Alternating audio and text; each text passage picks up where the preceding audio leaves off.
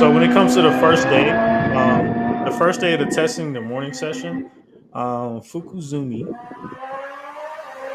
I think that's how you say his name. Fukuzumi, he was of the newly formed the Arta Mugen NSX. He recorded the fastest time. That was in the morning session.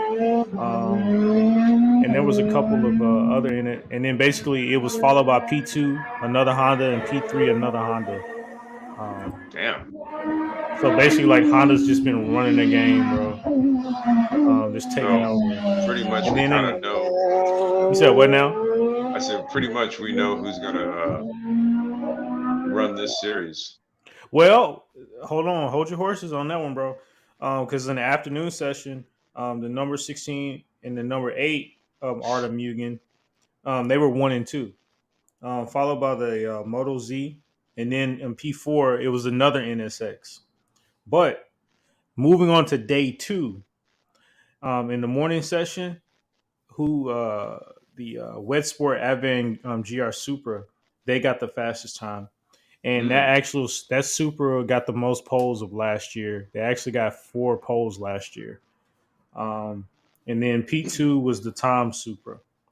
So it's funny how like day 1 it was all Honda, and then day 2, the morning, it was all Toyota. But then But in the do they have go lap ahead. times? Lap Yeah, they do. times? I'm about to show them. But Okay. then in the afternoon, the Moto Z was the fastest, and then it was followed by the number 100 NSX, and then the Supra. So it's kind of weird. It's kind of weird in the sense because yo, what up, Ty Kid? What's the deal, man? Yo. Um, uh, that's why I was saying Ty Kid. He's in the chat. The owner of this brand that I posted not too long ago.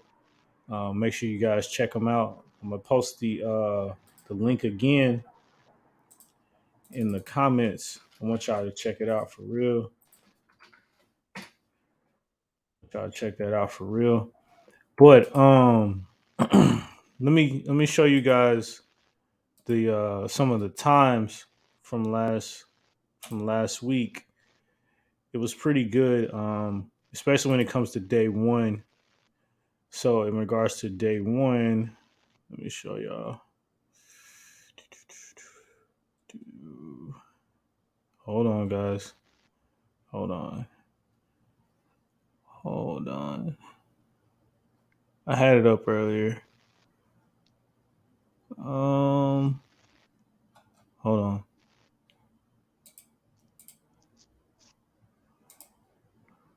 All right, hold on, bro.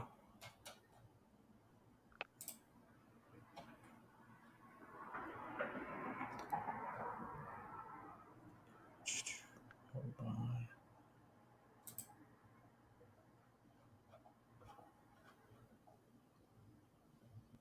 All right, so here we go. Um, so for day 2, in regards to the Supra, this is Okayama. This is the morning session, and of course, it's going to get faster as like the day progresses. Right, that's Hmm. usually how it is, even in karting, right? But the wet sport Supra right here is running 118.074. Um, Actually, I'm sorry, it got slower towards the afternoon. The Toms running 118, 174, so they're like 1/10 off. And then the Nissan. But as you can see, the Hondas are here. But if you look in the afternoons, the Hondas became like a lot more faster than the Toyotas here. Hmm. So the Hondas are all like quicker than the Toyotas. But then all of a sudden, the Nissan was faster.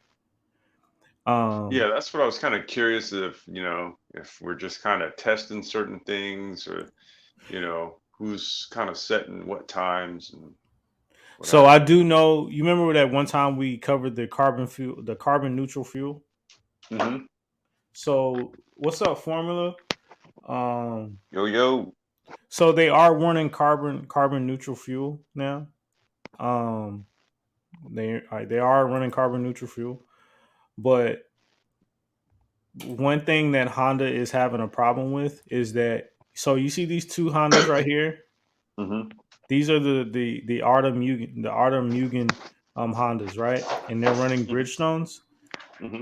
The cars, you would think that they're identical, but they're not identical. So basically, they're having problems with both cars. So you would think that if like, okay, that car is running, so we can take that data from that car and improve this car with that data from that car. But it's not like that. In fact, I believe the number 8 car, the Mugen car, um, was like one of the fastest cars on the track, but it was also having like mechanical issues. So it doesn't really make sense. Like, watch the difference between the cars is so great that we can't use each other's data for that reason.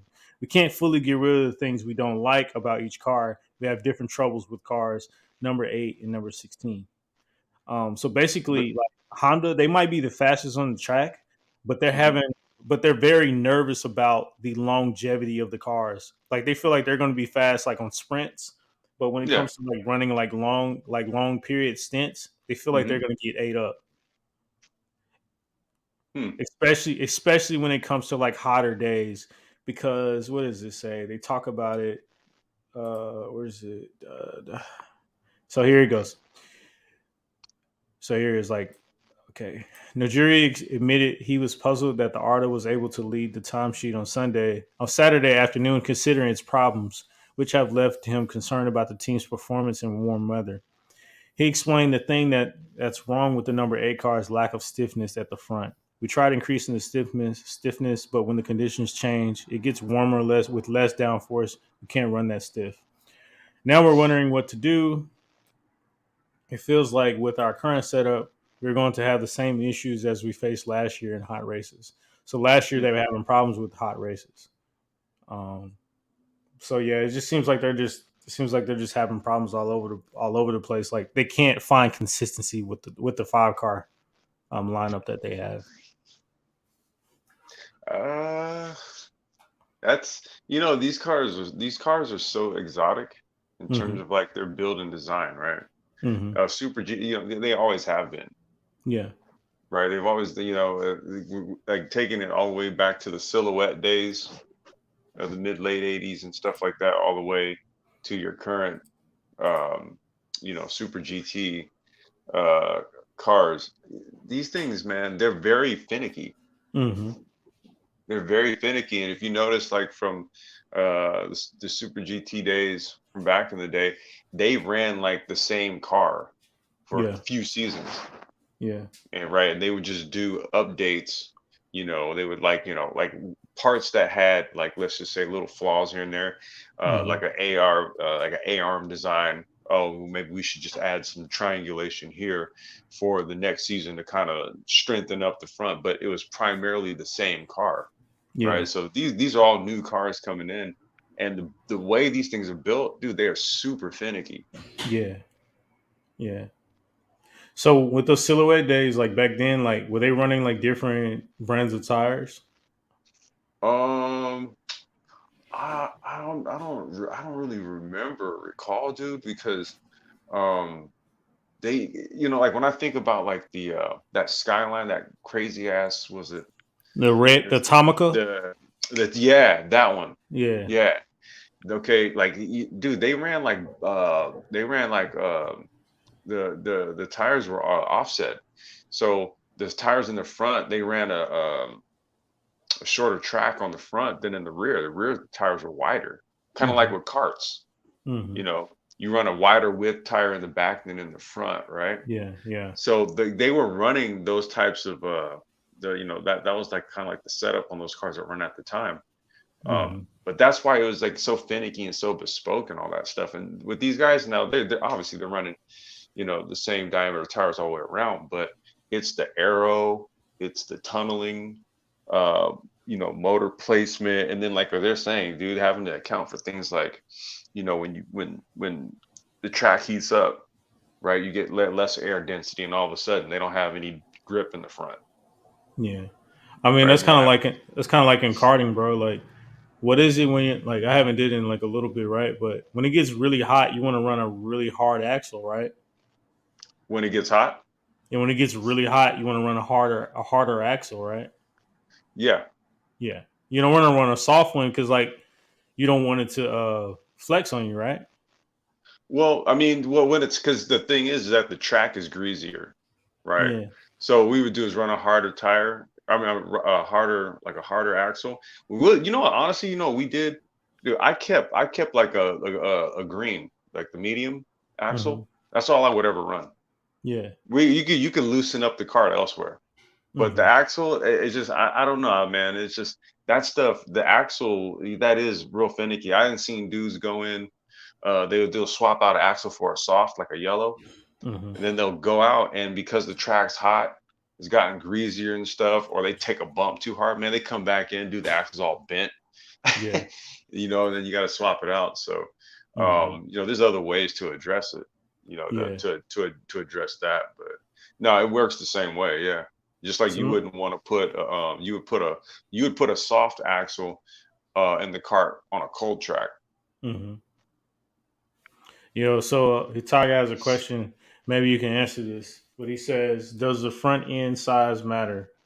I'm assuming he's in regards to the tire size, but I believe they're probably running square setups all the way around. So it's probably like 20. They're probably running like 21s all the way around, right? For these right here, the Yeah, Super GT cars. These are probably 21s, 20s or 21s. yeah, 21s, and they're probably like 14, 14 inches across. Hmm. Yeah, but it's equidistant all the way around. It's the Yeah, same tire on all four. yeah. But yeah, man, they're running carbon neutral fuel now, and yeah, so it's kind of like new testing. I kind of wish that they had like another testing date, like one more day prior to the April 11th first race of the season, Hmm. because I feel like they need more time. I know they had the unofficial testing, but I feel like they need a little bit more time. You know what I mean?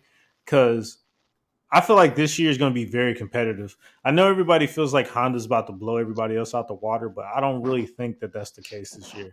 I don't think. I think it's going to be very. It's going to be very close because I believe it's a 7 or 8 race I think it's like eight. season. Isn't it 8 races? Yeah, I believe it's 8 race season. So yeah, yeah. But good luck to them on that one, man. For real. And you never know, man. You know, like you have teams that they'll sandbag, dude. Hmm. They'll literally just be saying this crap and then be on some like, yeah, right before the race, we found something in the car or some crap, right?